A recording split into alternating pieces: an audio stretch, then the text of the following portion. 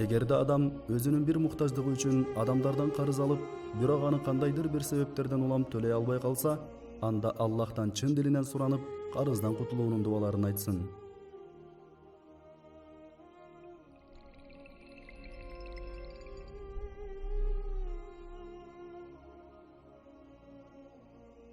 Бул туурасында имам Тирмизи риваят кылган хадисте мындай деп айтылат: күндөрдүн биринде өзүн өзү куткарып алууга кожоюну менен келишим түзгөн бир кул адам Али радияллаху анхуга келип: "О мумундардын амири, мен келишим түзгөн өлчөмдөгү акчаны төлөй албай жатамын.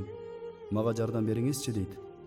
Ошондо Али радияллаху анху мындай деп айтат: "Аллахтын элчиси саллаллаху алейхи вассалам мага үйрөткөн сөздөрдү сага да үйрөтөйүнбү? Эгерде сенин карызың сир тоосундай болсо да, бул дуаны айтсаң, анда Аллах Таала сени карызыңдан кутултат." Ал дуа мындай: Аллахумма кфини бихалалика ан харамик ва агнини бифадлика амман сивак. Бул дуанын мааниси: "О Аллах, мага адал рызкы берип, өзүң арам кылган иштерден сакта, жана мени өз фазилетиң менен өзүңдөн башкаларга муктаж кылба."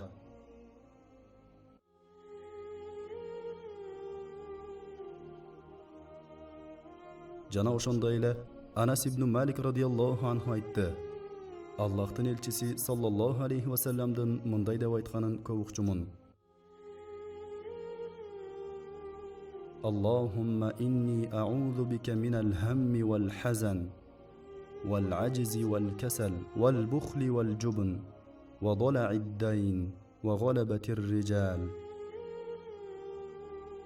Бул дуанын мааниси: "О Аллах, мени кайгы кападан, алсыздык жана бошондуктан, сараңдык жана коркоктуктан, карыздын кыйынчылыгынан жана адамдардын басмырлоосунан коргооңду сураймын.